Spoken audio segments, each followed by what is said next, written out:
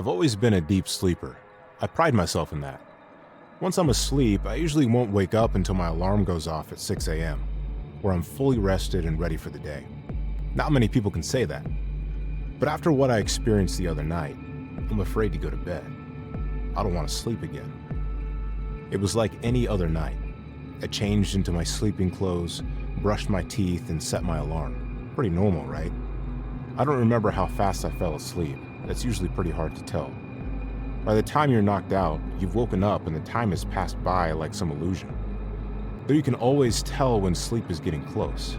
You start to drift, sometimes having strange thoughts that mesh and morph with other thoughts.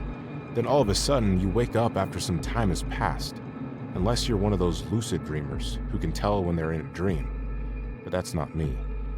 Only thing I remember was waking up without the alarm going off, which was very unusual. I was laying on my back, and I tried to roll over to look at my alarm clock to see what time it was, but couldn't. I was paralyzed. No matter how hard I tried to move, my muscles and my mind weren't making that connection. I couldn't even tell if I was breathing. My eyes were the only thing that could move, but that didn't seem to help my situation or my mental state. Then I heard footsteps outside my room. The footsteps seemed heavy, like whatever was moving was shaking the floor with every step it took. Each step sounded closer than the last, and all I could do was watch. At this point, it didn't even cross my mind that I could be dreaming, that none of it was real, but I was so terrified I guess I didn't give the thought a chance. All I could think about was what was coming to my bedroom door. Eventually, the footsteps sounded like they were right outside my room. Everything was silent, the kind of calm before the storm type of silent. My heart was racing faster now, as if I just ran a mile non-stop as fast as I could. I heard breathing, which at first I would have believed was my own, but it wasn't. It was the thing behind my bedroom door. It sounded like someone breathing through a wet tube the size of a straw, like when you're down to the last few drops in your drink, almost like a snarl. Then I saw the doorknob rotate. I guess I didn't lock the door. Why would I? My front door to the house is locked along with any other point of entry, so I don't ever bother locking my bedroom door. I wish I did, but knowing what I know now, it wouldn't have helped much. Once that doorknob turned all the way, the door swung open, but there was nothing there. Just darkness. A darkness so deep that it seemed to suck any light right into it like a black hole.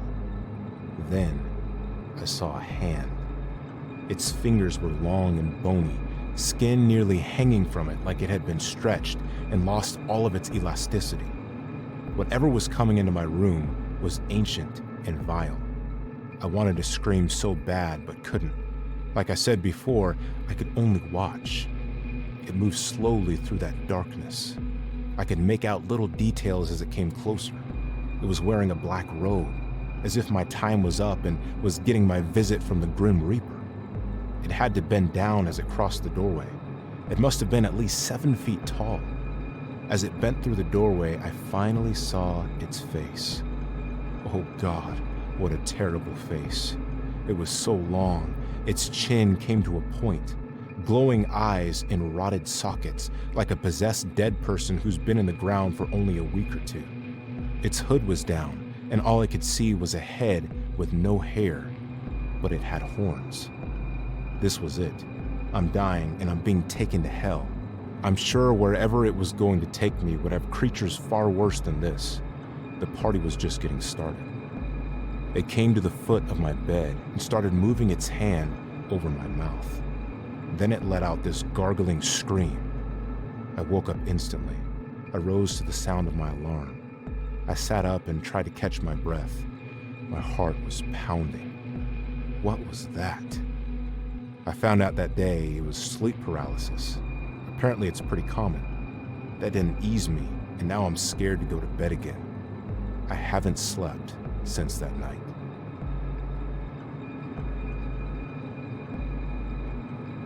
I'm a psychiatrist out of Valentine, Nebraska.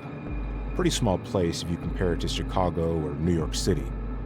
Not much goes on around here, but my job keeps me on my toes most of the time. I see a lot of patients dealing with PTSD, various mental disorders, and so on. You'd think the job would get old, telling the next person the same thing you told the previous. Try this medication, get back to me, how are you feeling today, and so on. Very false. There's always someone that walks through my door that challenges that idea. One of my most recent walk-ins is dealing with something you'd have to see to believe. Literally. I brief myself before our meeting, as I usually do, just so I'm ready when they walk in. Insomnia was the only box checked off on the pre-appointment sheet we have everyone fill out beforehand. Not even the detailed description of symptoms was filled out at the bottom of the page. Odd, but not out of the ordinary. Seemed pretty normal overall thus far. I really thought I had this in the bag. My patient walks in looking rough. I mean, potentially homeless rough. Dirty clothes and the smell of death following them because they haven't showered in a week. I didn't shake their hand because I'm a germaphobe, but I kept it professional in all other aspects of our visit. I made sure to get their name and date of birth so I know I'm dealing with the correct patient. Then we started by talking about what brought them in, and everything snowballed after that. They tried sleep doctors to no avail, and were told the doctors weren't qualified for what they were experiencing, thus leading to a referral to our practice. I had become their last-ditch effort to alleviate their problems. They said they'd been avoiding sleep due to visitations by beings from another dimension. They described them as completely black, like shadows. They said they'd been visited almost 10 times over the last 2 months.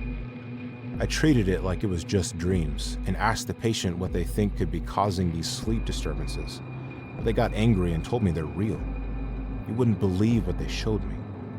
3 claw marks covered their back, from the bottom of their neck to their lower spine. The chances they were self-harming seems worthy of the possibility, but it also seemed impossible to make 3 clean cuts like that without some sort of third party involved. I'd never seen anything like this before. I felt so bad for them. I decided to grab a second opinion from a colleague once the appointment was over, but I was scared to let them go out the door due to the potential threat they posed to themselves.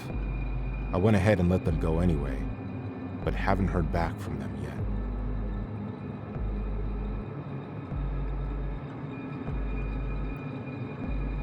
Most little kids have an imaginary friend, if not all. Usually they'd accompany you when you were doing kid stuff like a tea party or stick forts in the woods of the backyard. Mine was different. It visited me when I would be in bed at night. Looking back on it, I don't think it was my friend at all. As soon as I'd fallen asleep, it would wake me up, staring at me with a bright yellow smile. At first it freaked me out, but I got used to it and it seemed harmless. I couldn't have been more naive at the time. The first few visits, it would tell me how much it loved me, gently brushing my hair to the sides of my face while giving me that awfully creepy smile. It would tell me to not tell my parents about it, so I didn't. I trusted it since it never hurt me. Isn't it funny how trusting kids can be? Like how you can just feel those weird vibes someone is giving off. But a child just brushes it off, always seeing the good in people. Eventually it started whispering weird things in my ear. You're safe with me. Won't you stay here with me? I want you to stay. It upsets me when you leave. I always told it that I couldn't. How could I? I was asleep. Eventually I had to wake up, right? Wasn't this all just in my head? That didn't help my case. The thing needed me, apparently. It wanted me. The more visits, the longer it felt like I was there with it. What once felt like a few minutes started to feel like 30, then an hour. I started to worry, so I told my parents what I was experiencing. My parents pretty much played it off as if it were just weird dreams, and that I'd been dwelling on them to the point of them recurring, and that if I were to just stop thinking about it, they'd go away on their own. That made sense. Mom and Dad have lived on this earth for longer than I, so they must be right. So I stopped thinking about it, but when I got into bed and fell asleep that night, I was woken by it. It wasn't smiling anymore like it used to. Its face was just mono, stale as popcorn. You didn't keep our secret. Now you can't leave me. I started to scream. Then all of a sudden I woke up to my parents shaking the crap out of me. They asked what happened and I told them about what it said. My parents decided maybe it wasn't just a simple dream issue. Maybe something else was going on in my head, that needed professional help. Lord knows they didn't want me to become a chronic bedwetter. They ended up sending me to a doctor. The doctor basically said the same thing my parents did. Just dreams, potentially sleep paralysis, where you can't move and you see horrifying things and can't do anything about it. They ended up giving me medication to help me get better sleep, at least until my episodes were long forgotten. But I actually kept taking them for a few years longer than I was supposed to. At least I wasn't creeped out anymore and could get a full night's rest.